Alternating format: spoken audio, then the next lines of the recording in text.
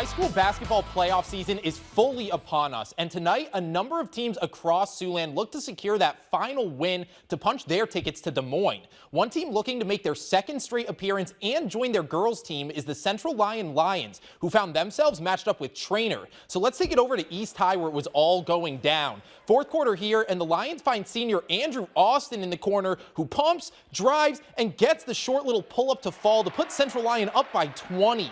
Later on, Austin once again uses that pump fake, gets to his spot, steps back, and calmly buries that mid-range J to keep the lead at 20. The Lions continuing to take it strong inside as they swing it to senior Zach Lutmer in the corner, who drives, puts up the floater, and gets the bucket plus the foul, and they just would not slow down. Here's Austin once again going back to that pump fake, but this time he drives in and rocks the rim with the throwdown. Central Lyon would go on to secure a dominant 82-57 win and will join the girls in Des Moines.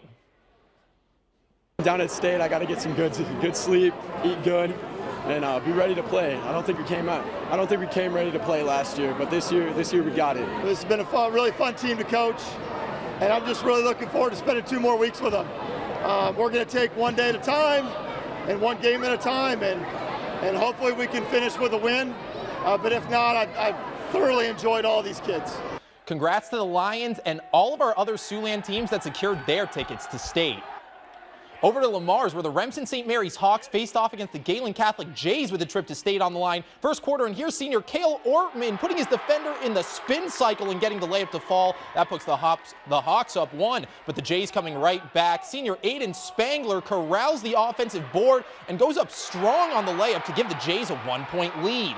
Galen continuing to attack here as senior Keaton Bonderson drives in and puts a little bit of jelly on that layup to cut the Hawks' lead to just 1. But the Hawks just a little too much in this one. They hit senior Ryan Willman down low, who will back his defender down, go up, under, and showing off the feathery touch on the floater right there. RSM would run away in the second half and take this one 49-38.